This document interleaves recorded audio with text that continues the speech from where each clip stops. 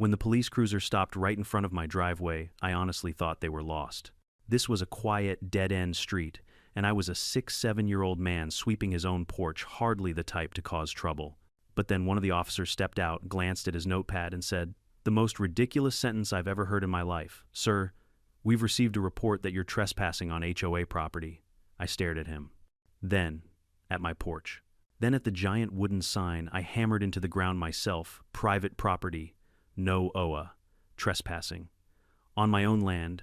Just a week earlier, I thought I'd escaped HOA madness forever. I sold my old place, bought this beautiful non-HOA home, and planned to spend the rest of my retirement in peace. And now an HOA I didn't even belong to was trying to kick me off my property. And trust me, this was only the beginning. Before we dive into the full story, let me know your location and local time in the comments, and remember to subscribe so you never miss another HOA nightmare. I didn't always hate HOAs. Not at first. Back in my 40s, I thought they were just little neighborhood clubs, people with matching polos, and too much free time handing out newsletters about block parties and reminding folks to pick up after their dogs. Cute, harmless stuff. But then life taught me a lesson. There are two types of HOAs in this world: the quiet ones and the ones that run their streets like a miniature dictatorship with a color-coordinated iron fist. Unfortunately, my old neighborhood belonged to the second category. For nearly 15 years, I lived under an HOA that fined me if one blade of grass stood taller than the rest. They once sent me a written warning, an actual typed, sealed letter, because my American flag was 3 inches larger than the approved dimensions. Another time, they threatened to take action because my granddaughter drew a hopscotch pattern on the sidewalk with chalk. You'd think she spray-painted obscenities the way they reacted. They fined me for leaving my trash bins out too long. They fined me because my truck looked commercial. They fined me for painting my door, a color they approved 2 months prior. It was absurd. And after my wife passed away, those little letters on pale yellow paper started feeling heavier and heavier. I didn't want to grow old arguing about mailbox height or whether the shade of my shutters was warm, beige, or neutral sand. I wanted a place where I could sip coffee in the morning, tinker with my tools in the afternoon, and grill burgers for my grandkids on the weekends without a self-appointed street monarch accusing me of violating Article 6, subsection B. So when I finally sold that house, packed up the last of my belongings, and walked out of that HOA-controlled neighborhood for the last time, I swore I'd never again live under anyone's rule but my own. And that became my only real requirement for my next home: no HOA, ever. My real estate agent, bless her patience, must have filtered out over 100 listings. Every time she started to say, "Now this one is beautiful," I cut her off with, "Is there an HOA?" And if the answer was yes, even a tiny one, even some voluntary garden club HOA from the 1,980 seconds that collected $6 a year for flower beds, I shut it down immediately. No more HOA drama, no more committees, no more fines for existing, just peace. Then one morning she called me, sounding oddly triumphant. "I found it," she said. "A non-HOA property, quiet street, big trees, good bones. A little older but well-maintained. And the best part, it's clearly marked on the county map as outside any HOA jurisdiction. Completely independent. I didn't even need coffee to wake up that day. I grabbed my keys and met her on the spot. The house was everything I didn't know I still wanted. A sturdy brick 2-story built sometime in the late 70s, nestled at the end of a cul-de-sac lined with mature maples. The yard was spacious without being overwhelming. The driveway was wide enough for my truck. And the porch, God, that porch wrapped around the front like it was inviting me to sit and stay a while. The moment I stepped onto that porch, something inside me settled. I felt safe, like I could finally breathe. We checked the deed, then the plat map, then the zoning records, then the county registry, and every document said the same thing: no HOA, none, 0, done. I almost hugged the county clerk. Within a month, the sale closed. I called my son and daughter, told them I'd found the house where I planned to spend the rest of my days. They were relieved, honestly relieved to know I was finally somewhere peaceful. The move-in weekend was one of the happiest I've had in years. My son drove down with his own kids, and they chased each other around the empty rooms like it was Christmas. My daughter helped unpack the kitchen, fussing over where I stored my spices. My neighbor from my old neighborhood, Mark, drove 2 hours just to help me lift my workshop bench into the garage. By sunset, we were all sitting on overturned boxes in the living room, eating pizza. My granddaughter drew a giant heart on the wooden floor with the pizza box grease, and I didn't care. No HOA. No rules. Just family and freedom and laughter echoing off bare walls. "This is it, Dad," my daughter said warmly. "You finally made it home." And I believed her. Every word. But looking back, I should have noticed what she didn't, the woman standing down the street watching the moving trucks with a clipboard in hand. At the time, she was just another stranger. Maybe a neighbor being nosy about the new guy. Maybe someone checking the mail. Nothing unusual, nothing to worry about. But she watched us longer than anyone would consider polite. And I swear, even from a distance, I could feel her eyes trying to categorize me. It wasn't until the next morning that her presence crawled back into my memory. I woke up early, made a cup of coffee, and walked outside to admire my new kingdom, a lawn that was finally mine to mow the way. I liked it, a driveway wide enough for the truck. The old HOA tried to ban a porch where I could sit in my robe, and nobody could find me for inappropriate outdoor attire. The sun was soft behind the trees. Birds were singing. It was everything I'd dreamed of. I grabbed some tools and headed toward the side yard where I planned to install a small wooden border to outline my garden bed. Something simple, something nice, something no HOA could ever tell me to remove. I knelt down and started marking measurements in the dirt when I heard the sound, smooth, slow, almost predatory. A car creeping forward. I stood up, dusted my hands off, and turned around. A black SUV rolled down the street like it owned the pavement. Tinted windows, chrome trim. The kind of vehicle people buy when they want strangers to know they give orders for a living. It stopped right in front of my driveway. The back door opened, and out stepped the woman from yesterday, the one with the clipboard. Her heels clicked sharply on the asphalt as she approached. Her pastel blazer perfectly pressed, her hair unmoving in the morning breeze. She walked like she was inspecting something, or someone. Then she smiled. Not the friendly kind. The "I'm about to take something from you" kind. "Good morning," she said crisply. "You must be the new resident. I'm Karen Miller, president of the Maple Grove Estates Homeowners Association." For a moment I wondered if she had the wrong street, the wrong house, the wrong planet maybe. Because I moved here specifically to avoid people like her, I kept my expression polite. "Nice to meet you. But this property isn't part of an HOA." Karen blinked once slowly, then tilted her head like I was a toddler saying something cute but incorrect. "Oh, I'm afraid that's not accurate," she said, placing her clipboard against her chest. "This street, including your driveway, falls within Maple Grove's community boundaries. According to our newly amended plat, this area is under HOA jurisdiction. Technically, before moving in, you were required to submit a residency application and request usage approval for all community common areas. Common areas, my driveway. I felt the first cold prick of anger forming. "I don't belong to an HOA," I said calmly. "That's the only reason I bought this house." "The deed says—" Karen lifted a manicured hand to interrupt me. "Deeds can take time to update," she said sweetly. "In the meantime, we enforce the boundaries as officially recognized by our association." Then she flipped a page on her clipboard. "And according to our records, you are currently occupying HOA-managed land without authorization." The word hit like a slap. Occupying. Then the next one, trespassing. "You're actually not permitted to modify the yard, driveway, or side garden until we review your application," she continued. "Building anything, including that wooden border you seem to be planning, would be a violation of community guidelines." My jaw clenched so hard I felt it in my ears. I had just moved into the first non-HOA home of my life, and an HOA I wasn't part of had marched right up to my face to declare that everything I did on my land was a violation. And looking back now, that moment was the spark. The beginning of a firestorm I never asked for but damn well had to finish. Karen didn't leave after making her little proclamation. No, she planted her heels right on the edge of my driveway, toes practically touching the concrete, as if to prove the point this was her territory. I took a slow breath through my nose, the way my late wife used to tell me whenever I was about to say something I'd regret.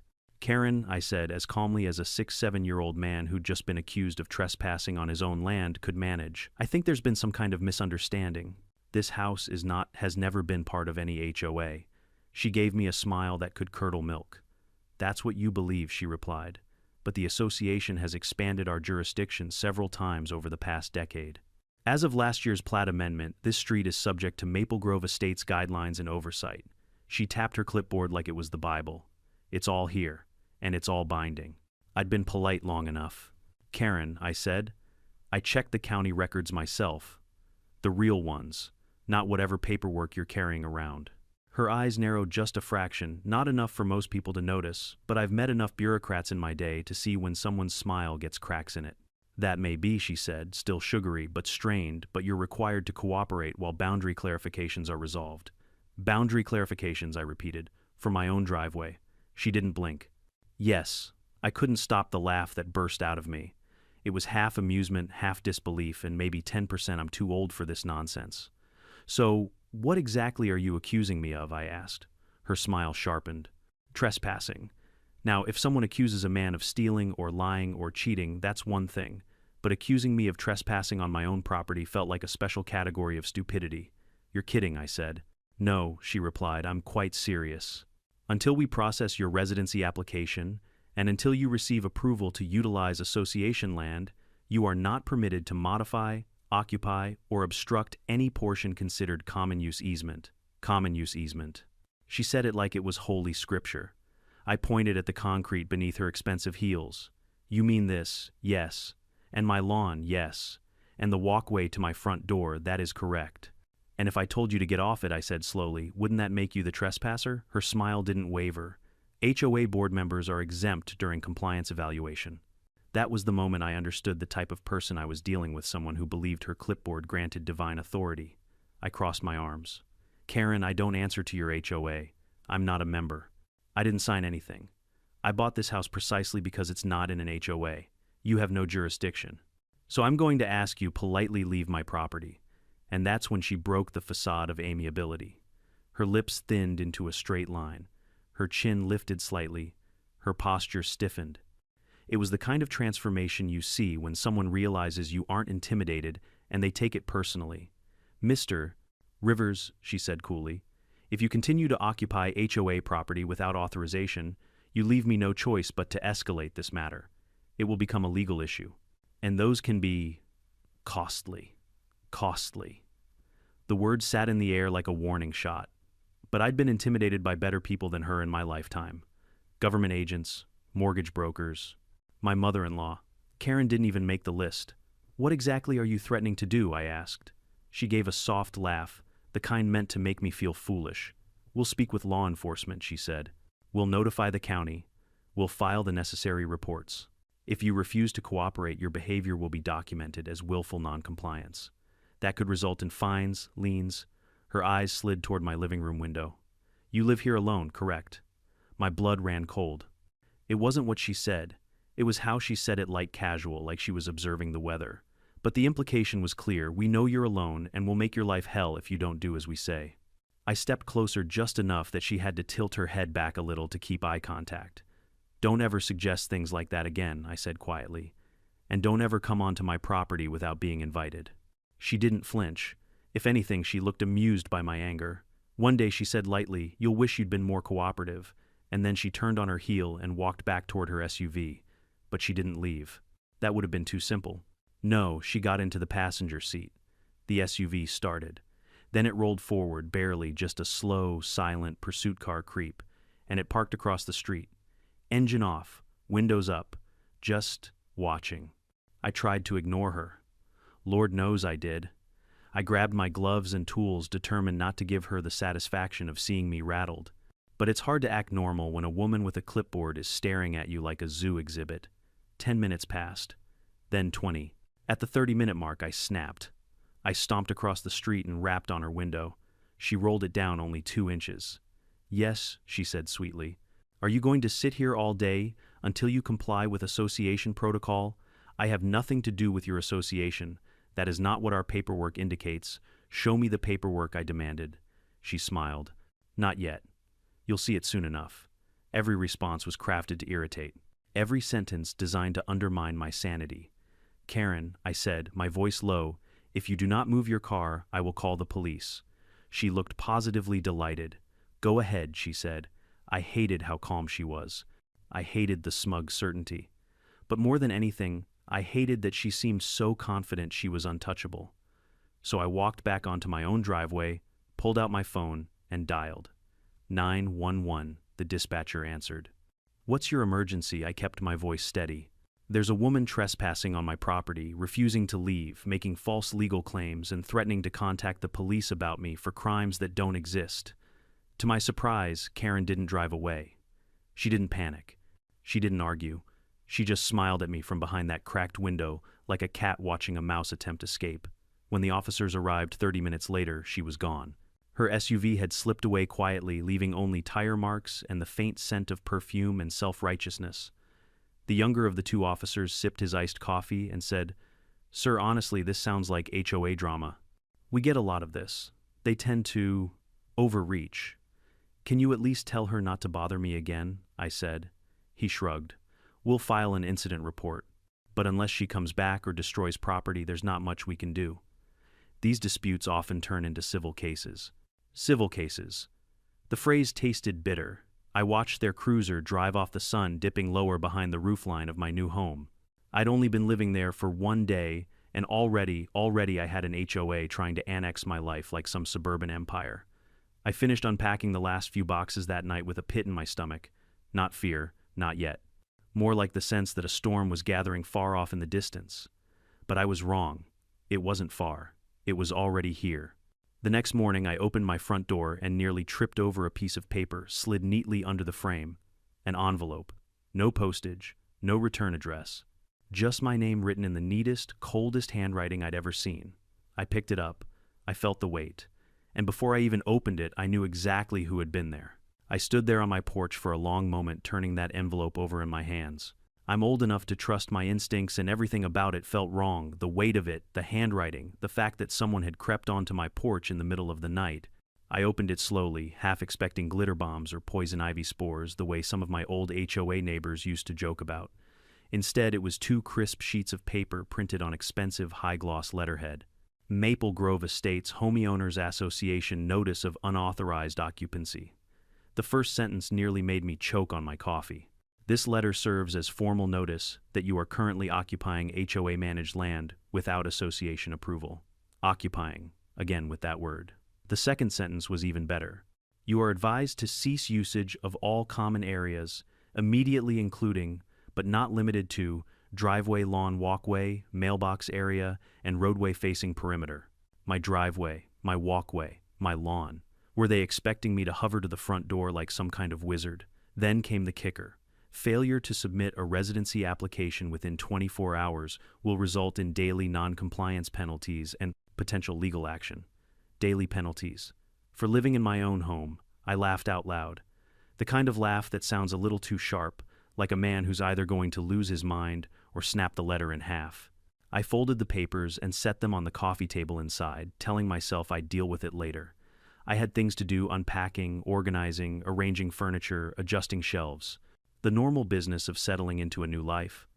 But it was impossible to ignore the buzzing discomfort at the back of my mind.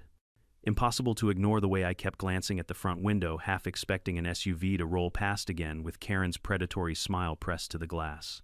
By noon, my nerves were frayed enough that I stepped outside to water the shrubs.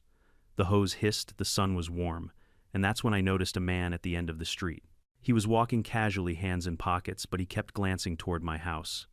Each time he did, he slowed down a little more.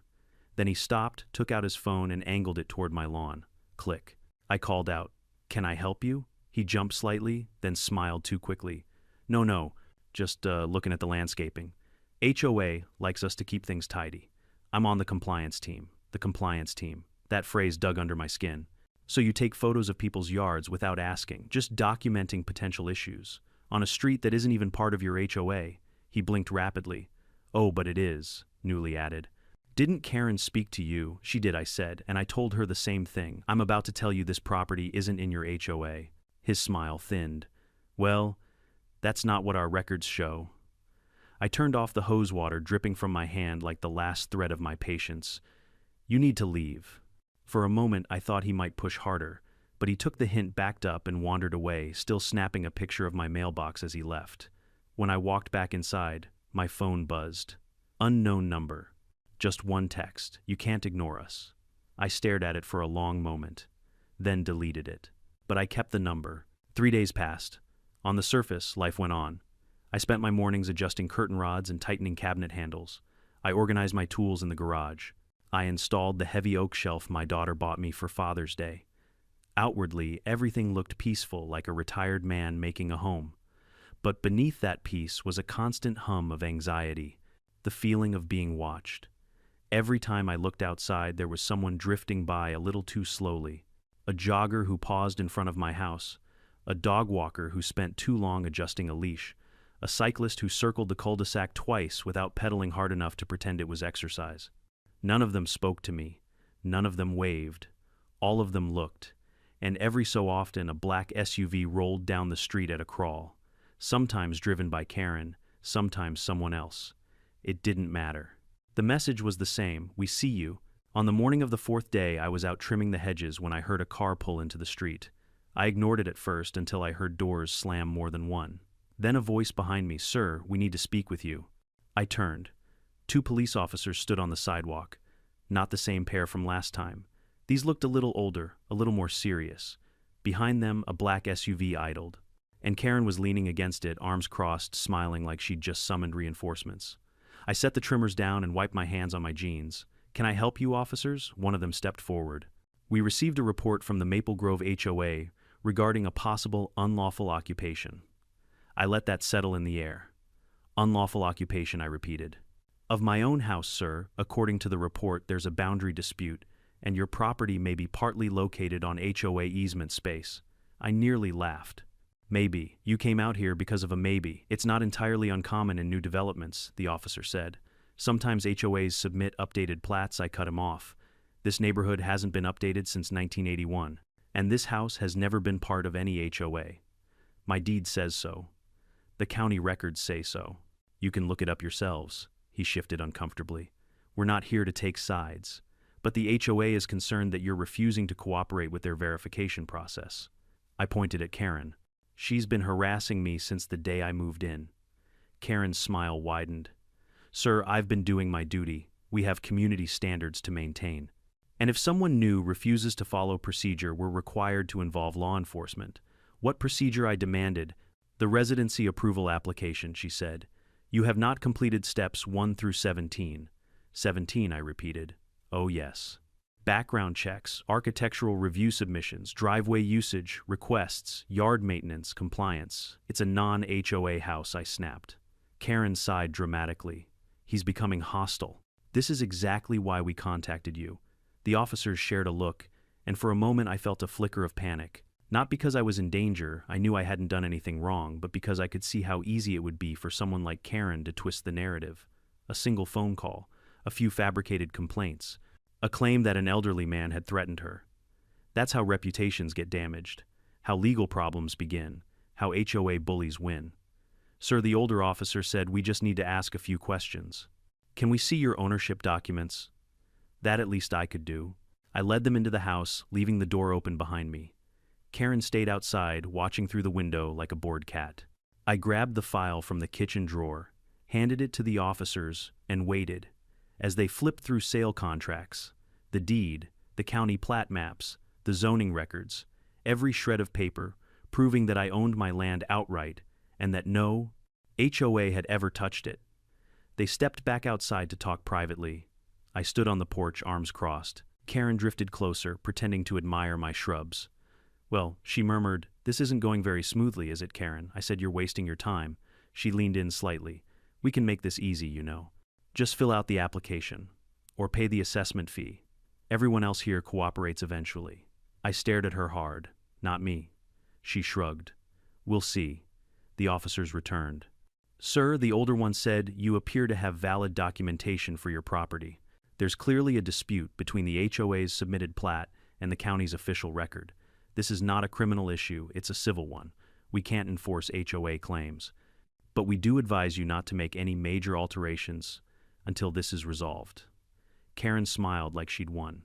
I didn't let her savor it. "Officers," I said, "would you mind escorting her off my property? She's refused to leave before."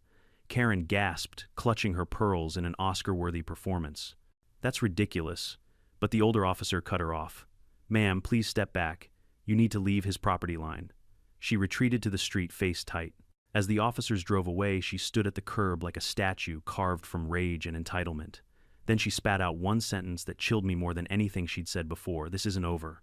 Not even close." She got back into her SUV and peeled away tires, screeching against the asphalt. I watched her go gripping the porch railing until my knuckles turned white. I had the uneasy feeling she was right. Karen's taillights had barely disappeared around the corner when I felt the air shift. It wasn't just frustration anymore. It was the unmistakable weight of being targeted, a pressure in the chest, a humming under the skin. I'd survived enough nonsense in my life, government paperwork, career, bureaucracy, raising teenagers, to know when something small was about to turn into something big. And this thing, it wasn't small. It was a damn avalanche rolling down the hill straight at me. I stood out on the porch for a long moment, the evening sun dipping low, casting long shadows across the driveway she claimed wasn't even mine. I'd come to this house to retire, relax, enjoy my final decades without anybody breathing down my neck. Instead, I got a middle-aged HOA warlord determined to annex my property like some suburban dictator. I didn't sleep well that night. Not because I was scared, no, I'd lived long enough to know fear is rarely useful, but because I was angry. A deep, slow anger that curled in the stomach like coals in a fire pit, glowing hotter with every passing hour. By morning, I'd resolved one thing: if Karen wanted a fight, she'd get one. Not a physical fight, I'm 67, my back cracks every time I stand up too fast, but a real one. A fight about truth documents, county records, boundaries, laws. A fight she thought she could win because she had been winning for years, but she picked the wrong old man. Around noon, while I was drinking coffee on my porch and pretending my blood pressure wasn't rising, I noticed someone approaching a man in his late 40s. Salt and pepper hair, polo shirt, khaki shorts, and New Balance. Sneakers, the official uniform of suburban dads everywhere. He hesitated at the base of my porch steps. "You the new guy?" he asked. "That's me," I said. "Unless Karen's had me evicted overnight." He snorted. "Wouldn't put it past her." Then he extended a hand. "I'm Greg. Live 3 houses down." I shook his hand, surprised by his firm grip. "Nice to meet you, Greg." He glanced around as if checking to make sure no one lurked behind a mailbox. Only then did he say quietly, "I heard you had a run-in with her." "Run-in is a polite way to put it," I replied. "She accused me of trespassing. On my own lawn." Greg sighed like a man who had seen too much HOA foolishness for one lifetime. "She's been trying this for years," he said. "Ever since she took over the HOA presidency, she's been pushing to absorb our end of the street. She's obsessed with expanding the boundary." "But my house isn't in the HOA." "It wasn't," Greg said. "Neither were most of the homes down here. But she keeps submitting new plats, expanded jurisdiction maps. Half of them get rejected, half get ignored, but she waves them around like they're gospel." "That explains why she was so confident," I muttered. "Oh, she's confident," Greg said darkly. "Karen treats this neighborhood like her kingdom, and the HOA is her army." I leaned back in my porch chair. "Ever happened to you?" Greg nodded. "First month I moved in, she tried to hit me with a violation for my mailbox being non-compliant.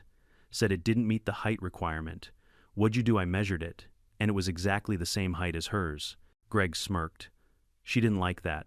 I chuckled. "Let me guess. She tried something else. She always tries something else," Greg said. "Noise complaints, landscaping complaints, parking complaints. She got 2 families to leave in the past few years. They were tired of the harassment. Their houses ended up being bought by..." He paused, eyes narrowing. "Well, by an investment group. That's all I'll say." I raised an eyebrow, and Karen helped them leave. He shrugged. "All I know is she talked to them a lot. And then they sold." The implication hung in the air like humidity before a storm. "Look," Greg said, finally lowering his voice, "you seem like a good guy. Stubborn, smart, and that's exactly why she's targeting you. You're not bending to her." "I'm not bending because this isn't an HOA property," I said. Greg nodded. "True. But Karen doesn't care what's true. She cares about control. And she cares about making this street part of her HOA, because the more homes she controls, the more power she gets. And the more valuable the neighborhood looks to outsiders." I frowned. "Why me? Why start with me?" "Because you're new," Greg said. "New people are easier to pressure. They don't know the history. And older people, no offense, are usually tired enough to just give in." I barked a laugh. "Not this old man." He chuckled. "Good. Because you're going to need that attitude." I raised an eyebrow.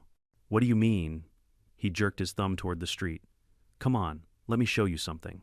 We walked down the sidewalk together, and for the first time I saw the neighborhood through Greg's eyes. There were cameras mounted on certain homes, not security cameras, but the cheap wide-angle ones HOAs sometimes use to monitor community compliance. A few yards had signs stuck in the flower beds, "Property under HOA review." Some houses had identical mailboxes, others had different ones, older, mismatched. Greg whispered, "The ones with the identical mailboxes, those belong to HOA members. The others, like yours, are non-HOA holdouts." We passed one yard where a woman knelt beside rose bushes, trimming them with military precision. She glanced up, saw us, and flinched slightly, like she feared Karen might appear behind her. "This place used to be relaxed," Greg said. "People painted their doors whatever color they liked. Kids left scooters in driveways. We had barbecues, fire pits. But once Karen took over, everything changed. We reached a corner house, larger, freshly painted with a brand new roof. But something felt off, too polished, too generic." "That was the Johnson's house," Greg said. "Nice family, real sweet. Moved here 2 years ago. Within a month, Karen had them drowning in violation notices. For what I asked. For everything. Their trash cans were too visible. Their shed was 6 inches too close to the fence. Their dog looked aggressive, even though it was a golden retriever." He paused. "They sold their house after 6 months, and the buyer I asked, he gave me a meaningful look. Same investment group. House got modernized, flipped, and bam, brought officially under the HOA. Why didn't anyone stop it?" I asked. Greg shrugged helplessly. "People tried, but the HOA board is stacked with Karen's friends. And most folks here don't have the heart or energy to fight back." I exhaled slowly. "So now she wants my house," I said. Greg nodded. "She wants all the houses, but she wants yours first." "Why?" He stopped walking and looked me dead in the eyes. "Because you're the only one who told her no to her face, and she can't stand that." I swallowed hard. He continued, "Look, Mr. Rivers, she's going to escalate. She always does. She'll send more letters, more notices, more people with clipboards, and when that doesn't work, she'll try involving the police again." My jaw tightened. "Then I guess I need to fight back." Greg nodded approvingly. "Good. But do it smart. Document everything. Every letter, every visit, every threat. Install cameras front, back, sides. She hates cameras more than anything. Why? Because they make people like her accountable." I felt something harden inside my chest. A resolve. A line I wasn't going to let anyone cross. "I appreciate you telling me all this," I said. "Really?" Greg gave my shoulder a firm pat. "Most people here want to stand up to her. They're just scared. But you might be the one who finally pushes back hard enough." "I don't know about being a hero," I said with a wry smile. He grinned. "Trust me. Around here, just standing up to Karen makes you one." We walked back toward my house as the sun started dipping behind the trees. Greg returned home, and I lingered on my porch a moment longer. I looked at my driveway, my supposedly common-use easement. My mailbox apparently HOA managed. My walkway declared unauthorized occupancy, and something inside me clicked into place. If Karen wanted to turn this street into a battleground, she'd just met the wrong old soldier. I finished my coffee, went inside, and opened my laptop. Because if Karen had plans to take my home, I was about to make her regret ever stepping onto my porch. I didn't sleep much that night. Not because of fear at my age, fear rarely keeps you awake, but because of calculation. My mind churned like an old engine, rusty but determined, running through every possible angle. If Greg was right, and I believed he was, then Karen wasn't just being nosy or overzealous. She had a system, a strategy, a process she'd repeated enough times to think she could steamroll me the same way. But she had made one critical mistake. She assumed I wouldn't fight back. By sunrise, I'd brewed a pot of coffee strong enough to remove paint and sat at the kitchen table with a folder full of documents. Deed, title insurance, plat map, county zoning. Every scrap of paperwork the previous owner had left neatly in a drawer. I opened the plat map first, bold black lines, parcel boundaries, easements. Stamps from the county office dated decades ago, long before Karen ever dreamed of ruling a neighborhood. There it was, my lot, clearly defined. Driveway entirely within the boundaries. Yard entirely mine. No mention whatsoever of Maple Grove Estates. I compared it to the one Karen had flashed at me, the updated one she claimed was official. Hers had different lines, new borders drawn in thick red ink, a chunk of my driveway highlighted as shared access area, the street relabeled. My side yard marked HOA managed green space. But the giveaway? No county stamp, no official signature, no date of approval. Just a page printed on office paper pretending to be law. I sat back in my chair, shaking my head slowly. This woman's not just overstepping, I muttered. She's forging reality. Time for documentation. I drove to the county records building a squat, ugly concrete place where dreams go to die under fluorescent lighting. The woman at the records desk had probably worked there long enough to remember when computers were optional. "How can I help you?" she asked, without looking up. "I need to verify the official plat for this property," I said, sliding the parcel number across the counter, "and check for any amendments." She typed slowly, each keystroke sounding like a gavel. After a few minutes, she handed me a printed copy. "This is the latest approved plat. No amendments filed in the last 11 years. None by Maple Grove Estates," I asked. She squinted at the screen. "They submitted something last year, but it was rejected. Incomplete documentation." "Did they get approval later?" "Nope." She shrugged. "They never resubmitted." "Well, I said that explains a lot." The woman finally looked up at me, tired eyes, sympathetic. "HOA problems, the biggest," I said. She sighed. "I hear that more than I hear good morning. For your sake, keep paperwork. And get a lawyer." "Oh," I replied, "that's already my next stop." I walked into the law office with my folder of documents, like a soldier carrying evidence to court-martial the general. My attorney, Cindy Hahn, greeted me with the firm handshake of a woman who had probably sued 50 HOAs and made every one of them cry. She was mid-40s, sharp suit, sharper eyes, and a no-nonsense tone that instantly made me trust her. "Mr. Rivers," she said, "Greg told me you might come by." "Greg knows everything," I said. "I'm starting to think he has psychic abilities." She smirked and motioned for me to sit. "Let's get straight to it. Tell me what happened. All of it." So I did. From Karen showing up, uninvited, to her accusations of trespassing, to the forged-looking plat map, to the police visits, to the notice of unauthorized occupancy letter, that made me want to put my head through drywall.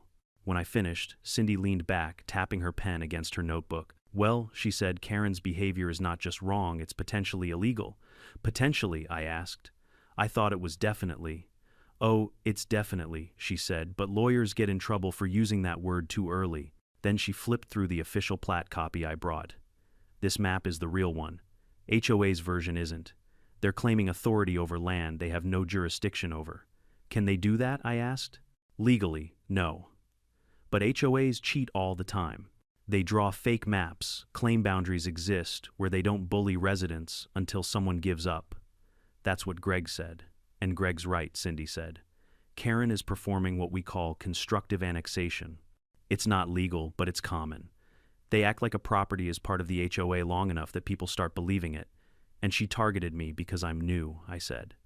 "New, older, living alone," Cindy nodded. "You check all the boxes for an easy target." I couldn't help but laugh bitterly. "Well, she chose the wrong senior citizen. That's why I like you," Cindy smirked. "So here's what we're going to do. Step 1, install cameras. Lots of cameras. If Karen or anyone from the HOA steps onto your property without permission, we record it. Already planning on it. Good. Step 2, keep all letters, especially ones delivered without postage. That's a common HOA bullying tactic, no traceable mail trail." I pulled out the envelope. "This one." She skimmed it and raised her eyebrows. "This is perfect." "Perfect?" I asked. "Perfectly incriminating," she said. "Threats, fabricated boundaries, claims of authority over private land, no legal basis whatsoever, and delivered by hand. This is great." Her enthusiasm made me nervous. "So what next?" "Step 3, she continued. "I'm filing a formal notice with the county sheriff's office. Harassment, attempted extortion, boundary misrepresentation, and false legal claims." "Extortion?" I asked, surprised. "Yes," she said. "HOA, demanding fees or applications from a homeowner outside their jurisdiction, qualifies as extortion if they knowingly misrepresent legal boundaries." "Well," I said, "they definitely know." "Step 4, Cindy said, leaning forward. "I want to get my hands on their meeting minutes, boundary submissions, and amendment drafts." "Think they'll give them willingly?" she smirked. "Of course not. That's why we request them through the county. HOAs hate when someone reads their paperwork." I nodded. "Good, let's do it." "One more thing," Cindy said, pointing her pen at me. "Be ready." "For what for?" "Escalation. Bullies don't back down when you push back. They push harder," I figured.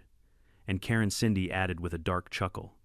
"She's not used to being challenged. She'll get desperate." I exhaled. "Wonderful." "Take it as a compliment," Cindy said. "She sees you as a threat. That means you matter." I returned home with my newly fortified determination. The first thing I did was order a 4-camera security system. The fancy kind with night vision motion detection, cloud backups, and enough sensitivity to catch a mosquito blinking. While waiting for the delivery, I installed temporary cameras, cheap ones I had left over from my old house. I mounted one above the porch, one near the garage, one on the side fence, and one facing the street. Then I sat on the porch in my rocking chair, sipping iced tea, watching the road like a hawk. It didn't take long. At 6:42 p.m., a black SUV rolled by, again slowing down when it passed my house. Karen wasn't driving this time, but I saw the same clipboard, the same predatory glance. I smiled, then waved. Slow, deliberate, like a man saying I'm ready now. The SUV sped up. 10 minutes later, someone walked up my street pretending to jog. They paused in front of my yard, stretching exaggeratedly, peering toward my porch. I waved at them too. I could practically feel their discomfort. 20 minutes after that, I saw a woman walk by snapping a picture of my mailbox from across the street. I waved again. They left quickly. For the first time since moving in, the power dynamic shifted.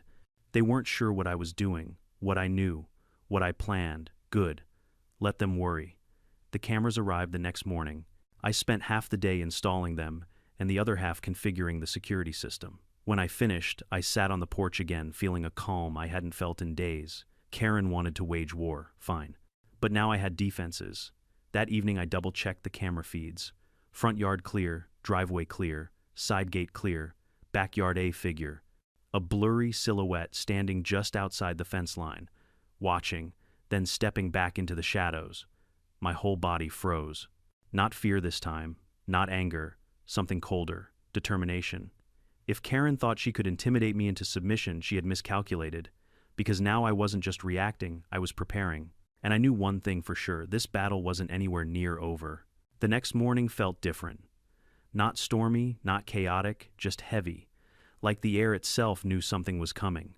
I woke up before sunrise, joints cracking like bubble wrap, and shuffled to the kitchen to make coffee. As the pot sputtered and steamed, I couldn't shake the memory of that silhouette lingering near my backyard the night before. Was it Karen, someone she sent? Or just a neighbor taking a nighttime stroll in the most suspicious way possible? I didn't know. But the fact that someone thought they could linger there at all only strengthened my resolve. After breakfast, I checked the cameras again. No new activity overnight. That silhouette had been the last visitor, at least the last one caught on film. But this was the suburbs. People loved sneaking around thinking nobody sees them.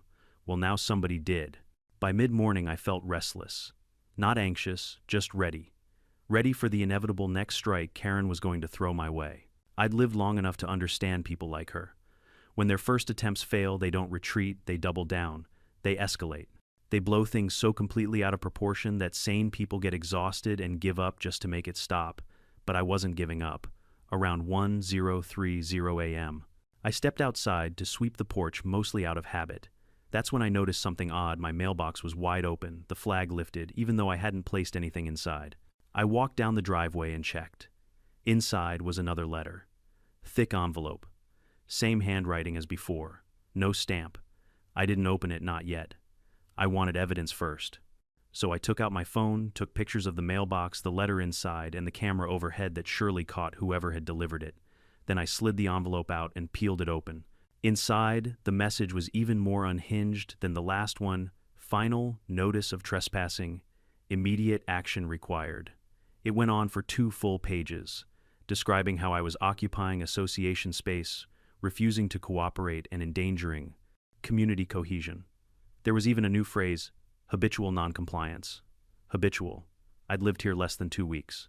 Then came the threat. Failure to resolve this matter will result in enforcement measures, including but not limited to the involvement of law enforcement, civil penalties, and potential physical removal. Physical removal.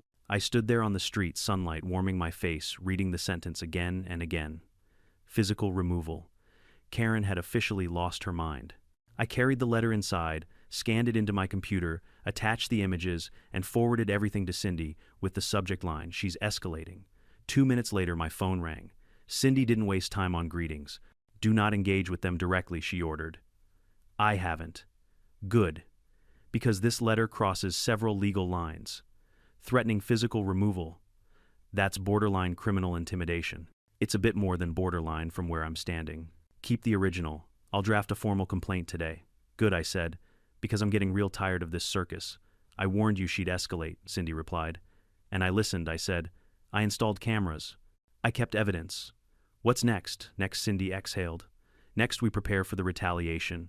I didn't like the sound of that. Retaliation. Oh yes, she said matter-of-factly. Karen won't stop now. The HOA board probably believes they're in the right because she convinced them they are. She'll rally them behind her. And when they feel cornered, they'll act like they have authority they don't actually possess.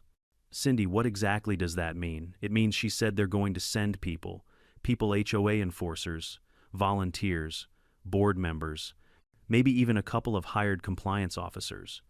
They'll come to your house claiming to serve notices or inspect your property. It's all intimidation. Well, I said they'd better hope they look good on camera, Cindy snorted. Just don't open your door for them. And call the sheriff if they step foot on your land. I wish she didn't sound so sure this would happen. But she was right. At exactly 2:14 p.m., my doorbell rang. Not a polite ring, not a hesitant ring, but a long, aggressive, impatient ring that sounded like someone leaning on the button. I checked the camera feed on my phone, and my stomach tightened. 2 large men stood on my porch wearing matching black polo shirts with a gold HOA emblem stitched over their hearts. One had a shaved head and arms like tree trunks. The other wore sunglasses and had the stance of someone who enjoyed cracking knuckles for intimidation. They looked like mall cops who couldn't pass the exam, so they settled for the next best thing, HOA muscle. Between them stood Karen, of course, clipboard in hand, smile sharper than a butcher's knife, the queen of delusion herself. I didn't answer the door. I cracked the window instead. State your business, I called down. Karen's smile widened, and she spoke in a warm, friendly tone dripping with poison. Mr. Rivers, we're here to issue the final enforcement notice on behalf of the Maple Grove Estates Homeowners Association. Not interested, I said. You need to step outside, she continued, ignoring me. We need to conduct a formal exterior compliance inspection over my dead body.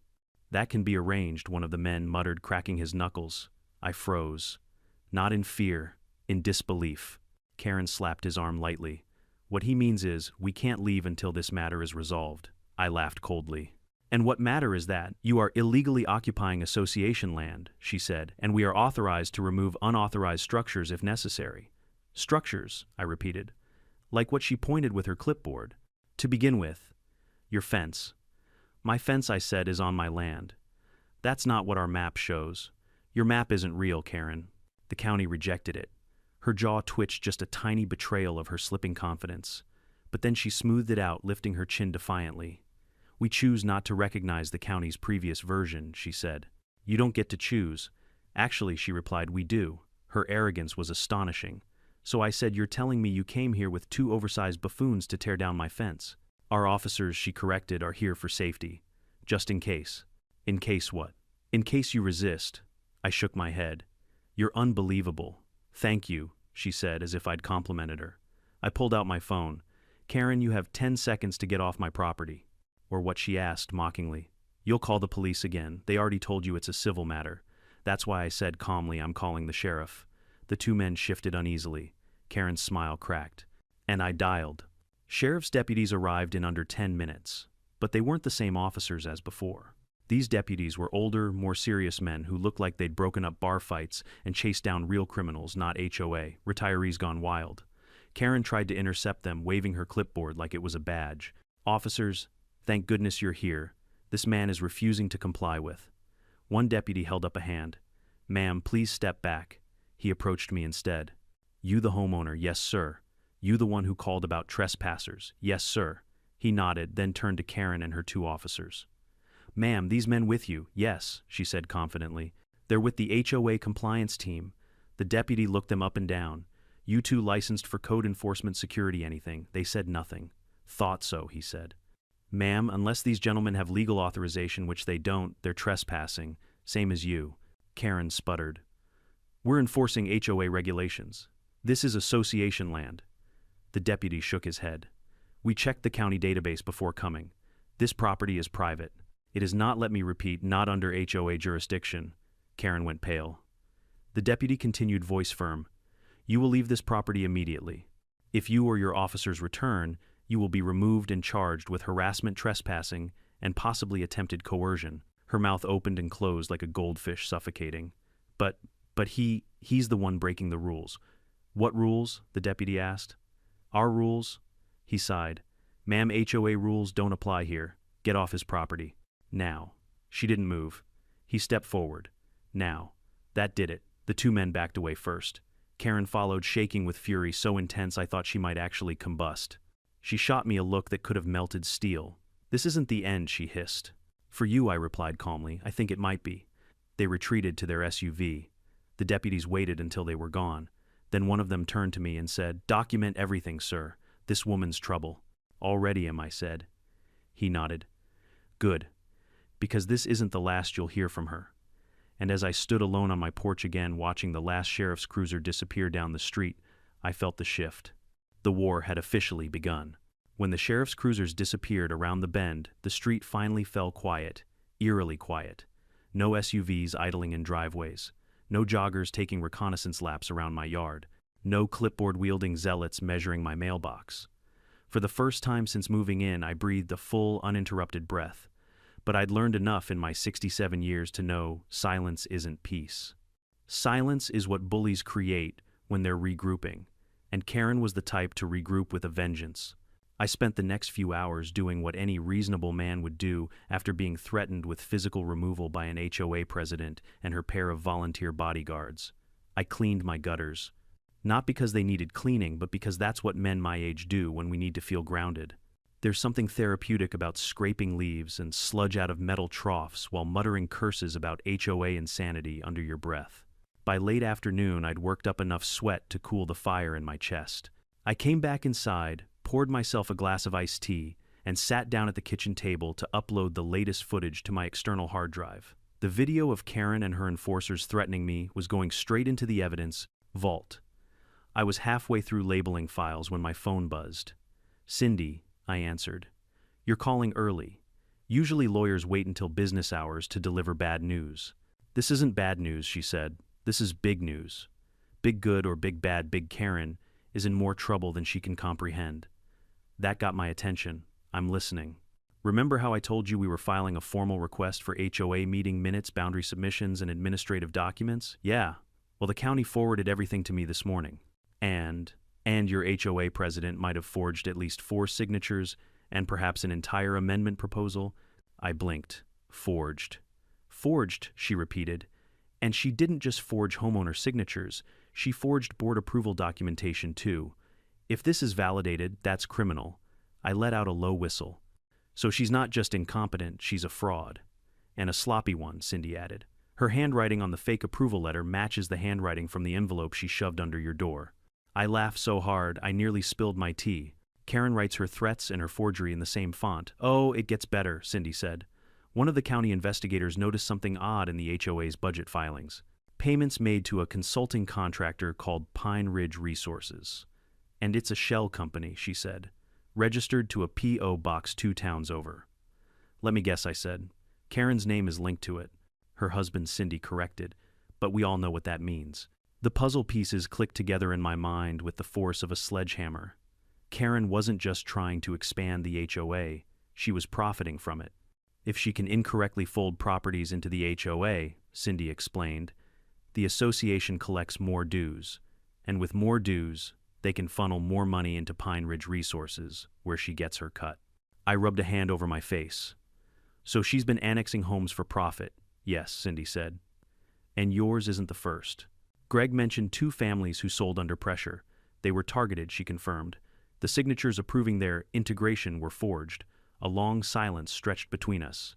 Not fear, not shock. Vindication. Well, I said, finally, what now? Now Cindy said, we file complaints. Real ones. With the county attorney, with the sheriff, with the DA's office. We let them investigate. My jaw tightened. And Karen, she's going to panic, Cindy said. Get ready. Turns out Cindy was right. Panic arrived at 7:02 p.m. I was sitting on the couch, reading through an old newspaper when a car screeched to a stop outside. Not the calm roll of Karen's SUV. Not the slow crawl of a compliance volunteer. This was frantic, desperate, the sound of someone losing control.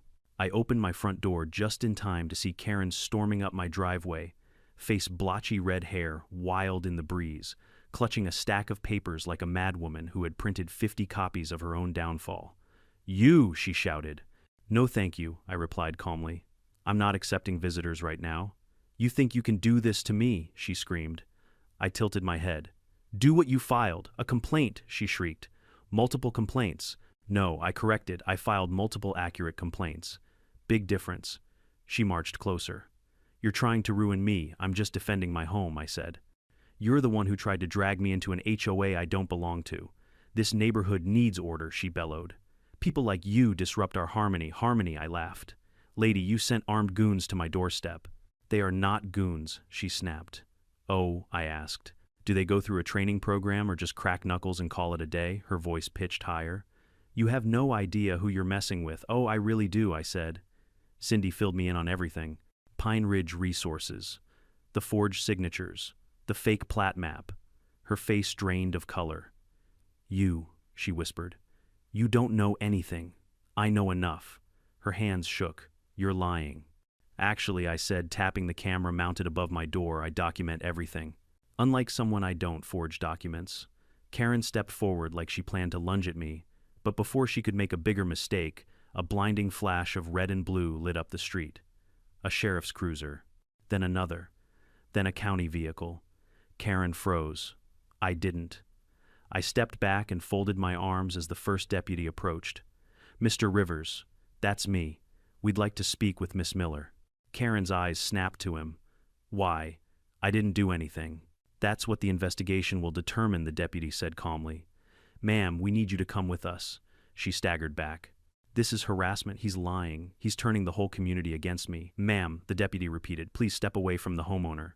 Karen looked at me, tears welling, not of remorse but of rage. Pure, unfiltered rage from a woman who could not comprehend losing control. "You'll pay for this," she hissed. "No," I said softly. "I'm done paying for anything that has your name on it."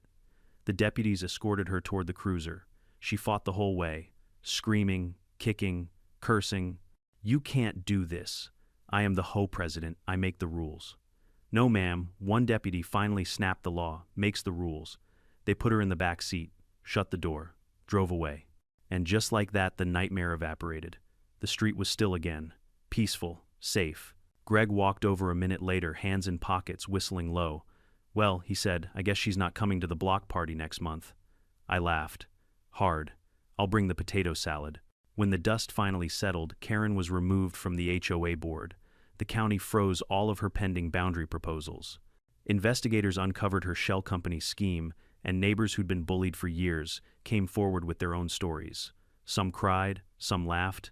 Most simply said, "Thank you," not because I was special, not because I was brave, but because I said the one word Karen's victims had been too exhausted to say no. Sometimes that's all it takes to stop a bully. I learned something important through all of this, something I'd like to pass on to anyone watching. You don't have to be young or strong or loud to stand up for yourself. You just have to refuse to surrender. If you've ever faced a Karen, an HOA tyrant, or any bully who tried to control your life, share your story below.